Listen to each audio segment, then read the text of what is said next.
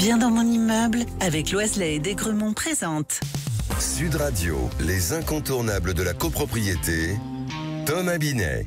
Bonjour, et nous sommes avec notre consultant Philippe Loiselet, patron de Loiselet et Desgremont, qui nous informe tous les vendredis soirs sur l'ensemble des sujets liés à la copropriété et plus précisément aujourd'hui, une question que des copropriétaires peuvent se poser: syndic professionnel ou syndic bénévole? Quel choix pour notre copropriété? Bonjour Philippe Loiselet. Bonjour Thomas Binet. Philippe, pouvez-vous tout d'abord nous expliquer la différence fondamentale entre un syndic professionnel et un syndic bénévole? Eh bien, un syndic professionnel est une société ou une personne physique qui exerce cette activité comme son métier principal.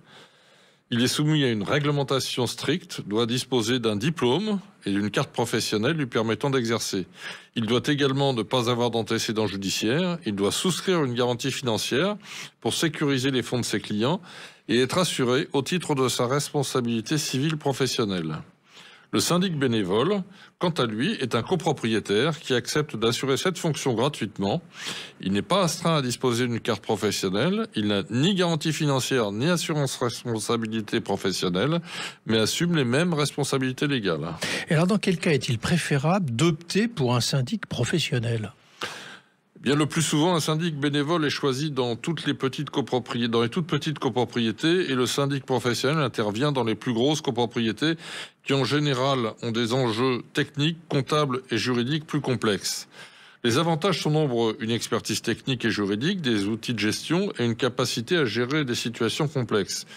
De plus, les syndics professionnels ont le plus souvent des collaborateurs dans des domaines multiples, ce qui permet de faire face aux situations variées. Tous les collaborateurs ont par ailleurs une obligation de formation continue, ce qui n'est absolument pas le cas chez les syndics bénévoles. Et dans quelle situation, du coup, un syndic bénévole peut-il être une bonne option ? Comme je l'ai dit, le syndic bénévole est plutôt adapté aux petites copropriétés, disons jusqu'à 10 logements, où la gestion est relativement simple. C'est une solution intéressante lorsque les copropriétaires s'entendent bien et qu'il existe une vraie volonté de s'impliquer dans la gestion de l'immeuble. L'avantage principal est évidemment financier, puisque les honoraires du syndic sont économisés. Mais quels sont les pièges à éviter quand on opte pour un syndic bénévole ? Le piège principal est de sous-estimer la charge de travail et les responsabilités. Un syndic bénévole doit maîtriser les bases du droit de la copropriété, savoir tenir une comptabilité, gérer les relations avec les prestataires, organiser les assemblées générales. La réglementation change régulièrement, il faut pouvoir se tenir à jour. Il faut aussi être disponible pour gérer les urgences. Il est donc recommandé aux syndics bénévoles de suivre des formations et de s'entourer de professionnels pour les aspects techniques ou juridiques complexes. Et en termes de coût, quelle est la différence entre les deux options ?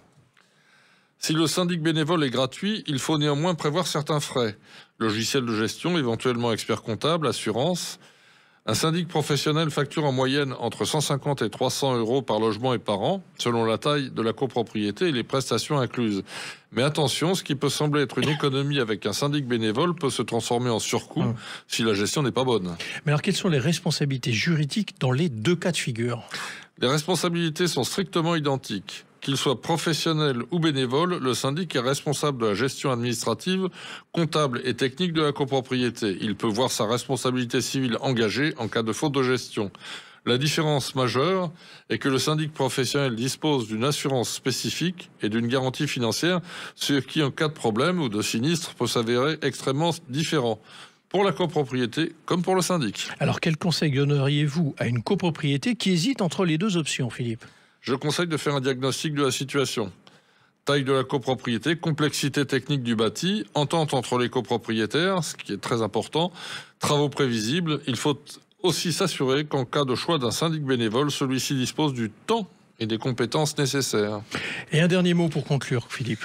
Bien, le choix entre syndic professionnel et bénévole n'est pas anodin et doit être mûrement réfléchi. L'essentiel est que la gestion de la copropriété soit assurée de manière rigoureuse et pérenne. N'oublions pas qu'une copropriété bien gérée, c'est un patrimoine préservé et valorisé pour tous les copropriétaires. Merci Philippe pour tous vos conseils. On vous retrouve vendredi prochain pour un autre numéro d'Oser Investir, les incontournables de la copropriété. Et pour ce qui me concerne, je vous donne rendez-vous dimanche matin dès 9h30. Sud Radio, les incontournables de la copropriété, Thomas Binet. Avec Loiselet et Desgremont, bien dans mon immeuble.